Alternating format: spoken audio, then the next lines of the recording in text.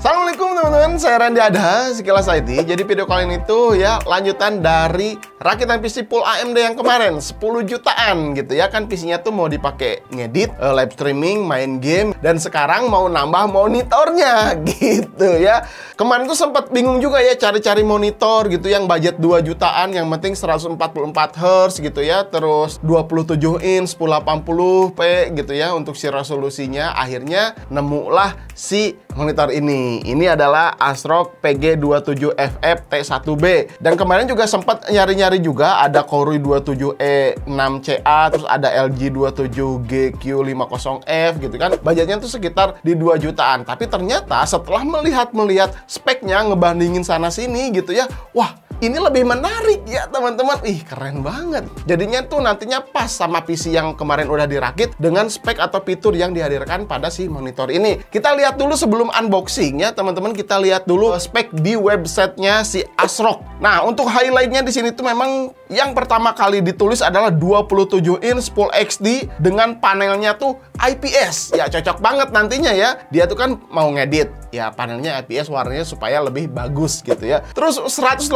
Hz untuk refresh rate-nya. Padahal kan targetnya cuma ya 144 atau 165 gitu katanya. Ternyata 2,4 jutaan kalau misalkan di e-commerce tuh bisa 2,4, tapi kata tokonya kalau beli langsung itu tuh bisa lebih murah, bisa di 2,3 karena nggak ada potongan e-commerce-nya katanya seperti itu. Akhirnya dia beli online aja, ini 2,4 jutaan. Terus 1 millisecond response time untuk color gamutnya 94% DCI-P3, 123% sRGB color space. Wah, lumayan cukup bagus kayaknya ini warnanya. Kita akan tes juga nanti. Saya mau pakai Spider X Elite ini. Kita buktikan untuk si color gamutnya ya nanti. Terus ini 178 derajat wide view angle-nya. Jadi pandangan kanan kiri juga pastinya udah oke. Dan yang paling penting di sini udah ada dua teknologi yang wajib gitu ya, harus ada. Flicker free teknologi dan low blue light teknologi. Nah, low blue light teknologi ini tuh penting banget, apalagi kalau kita berencana mau pakai PC-nya di atas 4 jam sehari, 8 jam sehari. Nah, itu harus ada teknologi low blue light ya, supaya bisa melindungi mata kita tetap terjaga sehat. Oke, sekarang kita akan langsung saja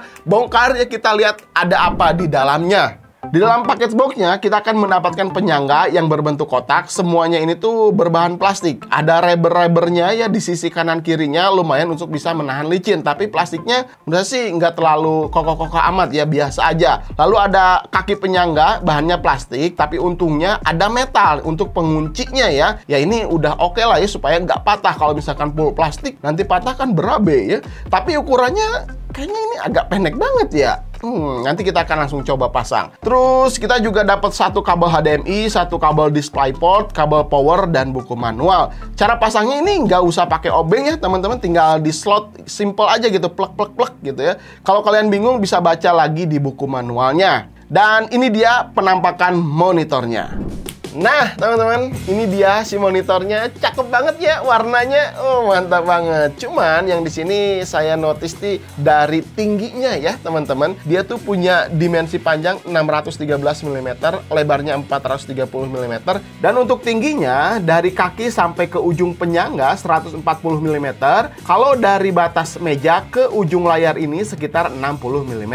Jadi kelihatannya agak pendek di sini ya. Karena ini si kakinya nggak terlalu tinggi-tinggi amat. Mungkin kalau misalkan kalian punya kursi gaming harus diturunin sedikit ya supaya pas gitu si posisinya. Nah, ini selera aja sih, ada yang suka mainnya monitor tinggi, ada yang rendah. Tapi kalau misalnya menurut saya sih ini agak kependekan, kecuali kalian mainnya gini nih. Wah, jadi pro player gitu kan. Ininya bisa di-treat ke bawah -5, ke atas sampai plus 23 derajat. Udah ada speakernya 2x2 watt. Ini lumayan lah ya kalau misalkan mau dengerin musik Mupi sendirian, ini masih bisa. Cuman kalau misalkan untuk bassnya, treble-nya, vokalnya jelas, ya enggak sih. Ini biasa aja untuk si kualitas speakernya. Terus satu lagi teman-teman, di belakang untuk tombolnya tuh masih konvensional, jadi belum ada joystick. Kalau misalkan mau setting-setting OSD-nya di sini tuh harus bisa terbiasa dulu ya. Kalau misalkan pakai joystick kan lebih enak ya, kanan kiri atas bawahnya, terus oke-nya. Kalau ini tuh tombolnya berpisah cuma 1, 2, 3, 4 aja gitu. Jadi untuk pilih-pilih juga ya agak harus menyesuaikan diri lah dulu ya dengan si tombol-tombolnya. Terus tampilan OSD-nya juga standar di sini, tidak ada yang terlalu mewah, cuman ada fitur HDR 400, terus aktifkan AMD FreeSync. Nah, ini lumayan cukup penting juga.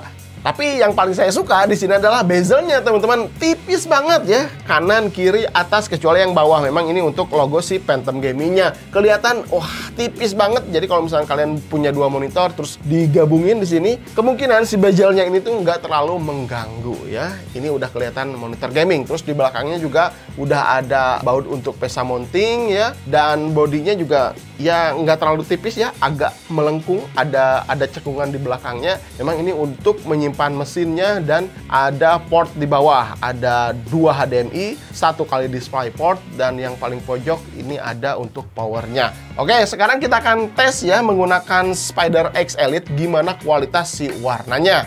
Let's go.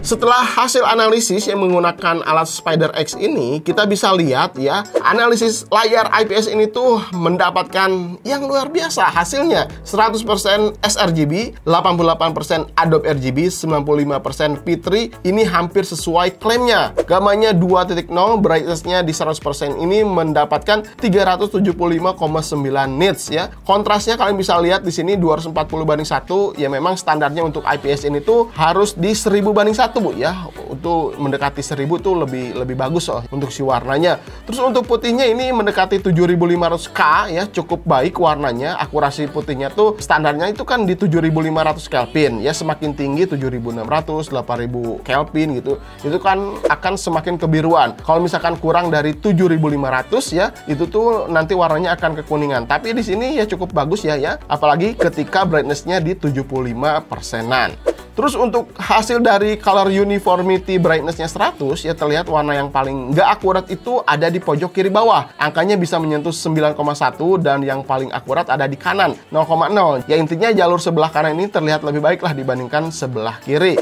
Lanjut untuk color akurasi, wah teman-teman, bener-bener ini nggak usah dikalibrasi lagi ya. Warna monitornya tuh udah bagus. Average-nya di 1,47 ya, di bawah 2 delta E. Jadi ya standarnya udah bagus banget gitu ya. Kalau misalkan warnanya udah di bawah 2 delta E, berarti warnanya udah cukup oke. Ratingnya di sini paling bagus ya untuk color gamutnya, dan overall di skornya tuh di 3,5an. Ya lumayan lah ya. Nah gimana teman-teman setelah tadi melihat hasil analisisnya? Menurut saya sih skornya atau pengujiannya lumayan cukup bagus ya untuk panelnya ya. Di sini kalian kalau misalkan mau beli monitor yang warnanya cukup bagus ya, di bawah 2 delta E, terus refresh rate-nya tinggi, terus 1 millisecond response time juga, resolusinya 1080p 27 in di harga 2,3-2,4 jutaan. Mungkin ini bisa jadi salah satu solusinya ya. Warnanya nih ya, menurut saya sih udah oke banget. Kalian tinggal beli, colok gitu ya, pasang pakai aja. Paling tinggal settingnya di brightness-nya aja, sesuaikan dengan ruangan kalian ya. Kalau gelap ya turunin aja brightness biar nggak terlalu terang ke mata. Kalau misalkan ruangan kalian terang juga di 100%, itu tadi 75% ya di brightness-nya itu warnanya cukup bagus sekali ya. Itu poin plusnya, tapi ada minusnya juga. Menurut saya sih dari ketinggiannya ini yang nggak bisa dinaikin ya, jadi agak pendek. Terus dari nggak adanya tombol joystick ya, jadi kita pilihnya agak susah juga. Jadi coba kalau mau pilih-pilih seperti ini tuh kan, kalian harus terbiasa dulu gitu ya menggunakan tombol-tombol konvensional seperti itu. Terus dari build quality ya standar lah ya. Kalian di sini mungkin budgetnya 2,4 jutaan, punya warna yang cukup bagus seperti ini, tapi build quality-nya menurut saya sih kurang ya. Ada sedikit goyang, cuman ya kalian bisa lihat sendirilah seperti ini. Yang penting sih warnanya, kalau kalian memang butuh akurasi warna yang cukup bagus, warna panelnya cukup oke.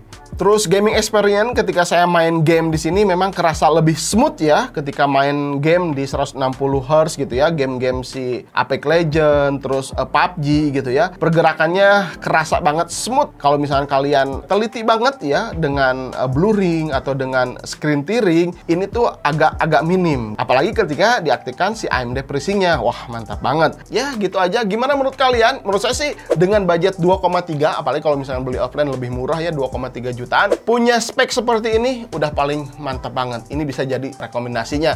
Ya nantinya si monitor ini dipasangkan di PC full 10 jutaan yang kemarin ya, full AMD, udah pas banget gitu, udah cocok. Gimana menurut kalian tentang si monitor ini? Coba komentar aja di bawah. Kalau misalnya kalian mau cek harganya, saya akan simpen linknya di deskripsi atau di ada shopnya sekarang ya di YouTube. Mantap kan? Sampai ketemu di video berikutnya. Saya Randy Adha, Sekilas IT. Assalamualaikum warahmatullahi wabarakatuh. Salam teknologi.